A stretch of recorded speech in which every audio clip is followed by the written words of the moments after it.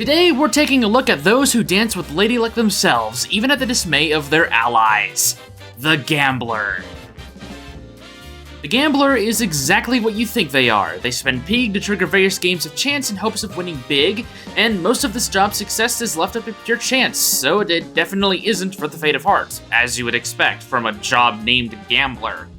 Anyways, the Gambler's base stats are quite weird, sporting pitiful physical attacks and defenses, and while their magic proficiencies are better, the Gambler has one of the smaller MP pools in the game, making it difficult for this job to really make a difference in battle with their magic. Bows are also going to be their go-to weapon of choice for the various stab bonuses and reliable damage.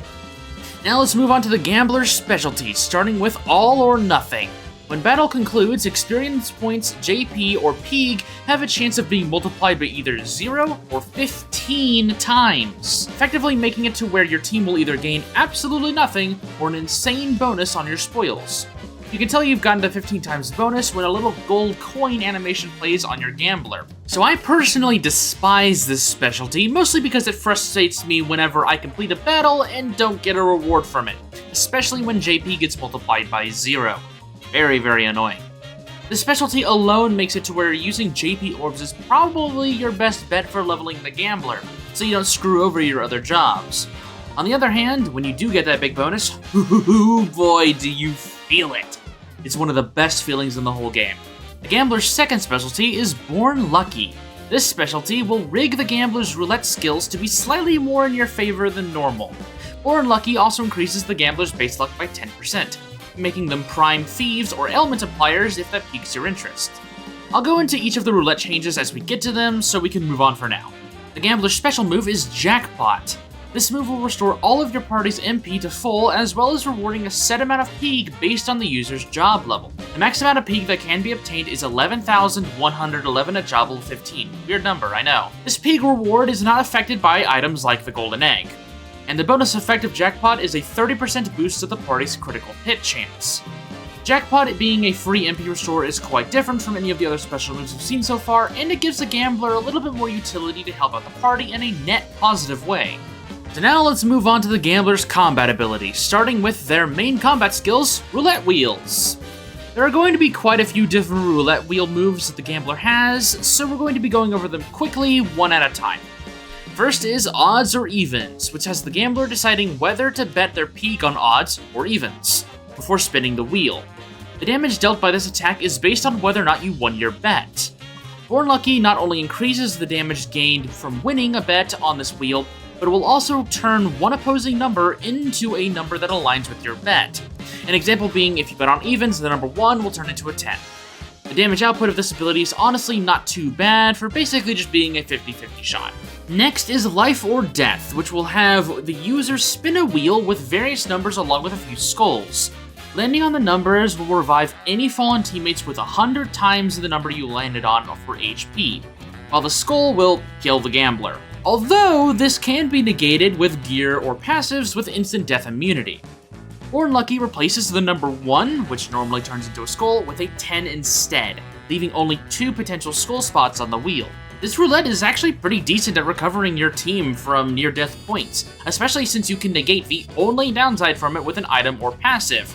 Really, it just comes down to whether or not you waste a turn or revive your whole team. 2 thumbs up from me. Next is Spin the Wheel. This one is simple, as you spend 1 BP to spin a wheel. Depending on the number you land on, you will earn 77 times that amount in Pig, capping out at 770 Pig. Good in the early game whenever money can be a little tight, but this really doesn't hold water the more you progress into the game. However, it can be spammed for no BP at all with Subjob BP Saver from the Pictomancer, so that's pretty good. Next is Elemental Wheel and the Real Elemental Wheel. Both of these roulette wheel spins are a double wheel, with one having numbers ranging from 1 to 10, and the other having each element on it along with a non-elemental icon. When both wheels stop, the results will play out with a certain number of hits based on the element picked, like 4 fire hits or 10 lightning hits. Born Lucky simply increases the damage potency of this wheel, as there really isn't a terrible outcome outside of hitting an enemy with an attack that they block or absorb. It will also replace the number 1 with another 10. Next up is Triples. First, you bet on a set of numbers. Then, spin the roulette wheel. Landing on the range of numbers you bet on will net you the largest damage bonus, while failing will deal some weaker damage, but it honestly isn't too bad even without it. Similar to odds or evens, Born Lucky increases the damage output of the winning bet and will replace one of the losing slots with a winning number. Next is Bold Gambit, which has the ability of setting your entire party's BP count to +3 in the blink of an eye. The description is a little incorrect on this. The only caveat is that you must land on the 10 for it to activate, or else nothing happens. Born Lucky can set another 10 on the wheel, increasing your chances, but it is still a pretty small window. This is the ultimate comeback ability, allowing for the gambler to effectively play as the team's infinite BP battery if luck favors you enough.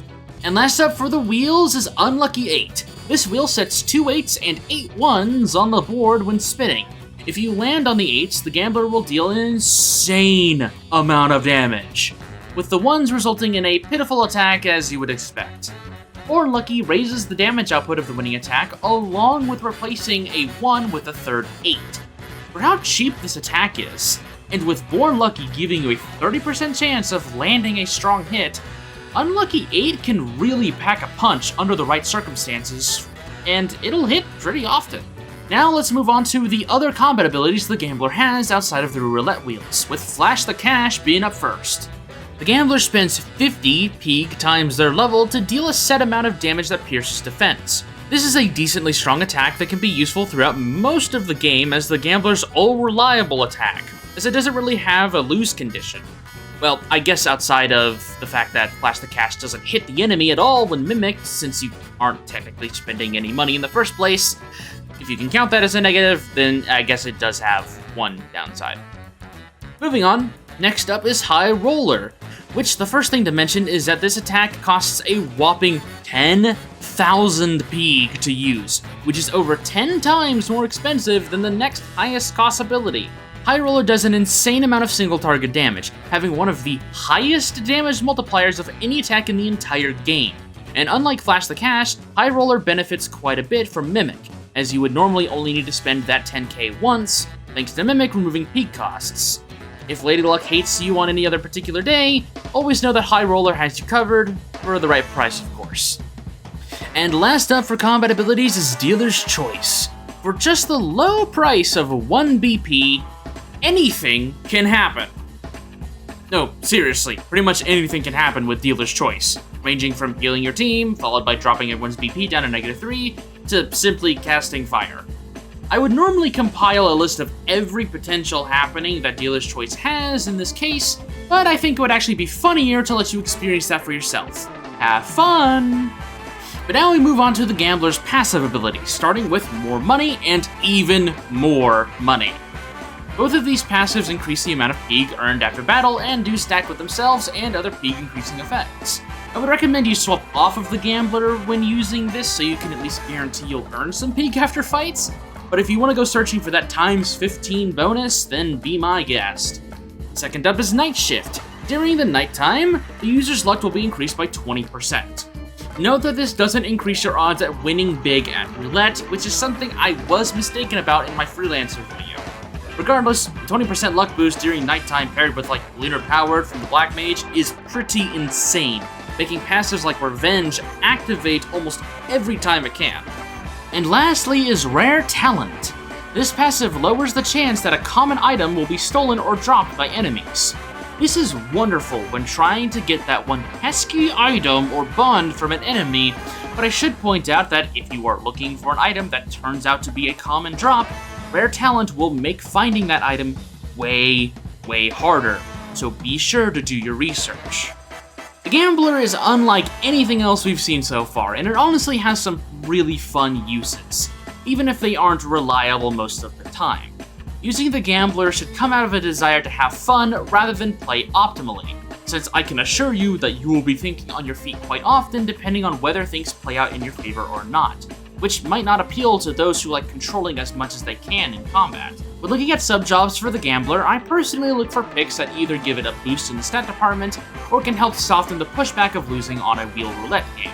Both the Freelancer and Beastmaster succeed in both of these things, not only granting the Gambler huge stat gains, but also giving them access to either Mimic or non-Pig attack tools to fall back on.